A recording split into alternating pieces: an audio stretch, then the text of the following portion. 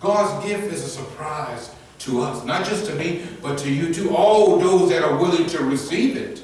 It's a gift, a complete surprise to us. It was not expected. The more you engage in it, the more you realize how great a gift it actually was. God's gift to us, that he gave his only son, his only begotten son. It's kind of like us, how we give our children up to the Lord. We say, Lord, we give you our children. Or when a child, a husband and wife come in the church and they want to dedicate their children to the Lord until they're old enough to receive Christ of their own.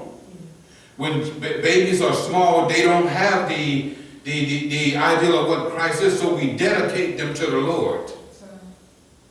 And when they get to a certain age to where they're in Bible school and inside the little kids' room and they are being taught the stories of the Lord, then they'll get to a point to where they understand what salvation is.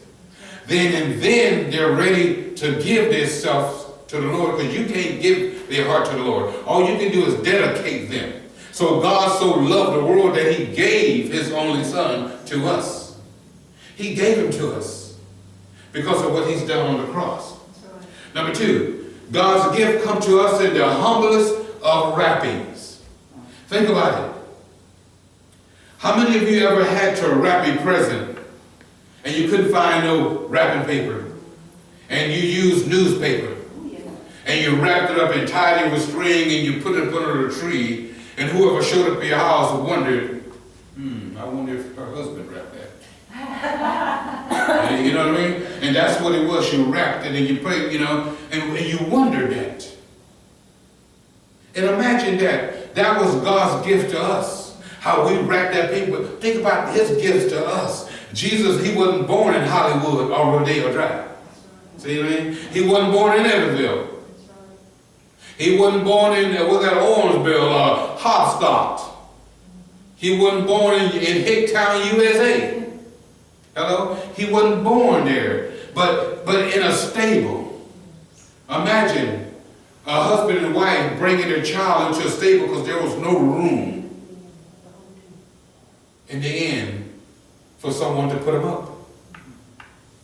So they had to take him to a stable. He was born in a stable in a trough on hay, wrapped in rags.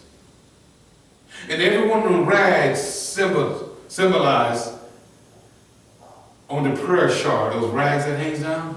I need to teach y'all about the prayer shawl one day. Yeah, the rags symbolize this. These little pieces here. Yeah, you didn't know that, did you? So you got to study this. This is good. I'll teach y'all about that some other day. He was placed in a feeding trough, and there was, and it wasn't done. And just because all this was happening, that didn't make his appearance less, but it made his appearance more greater.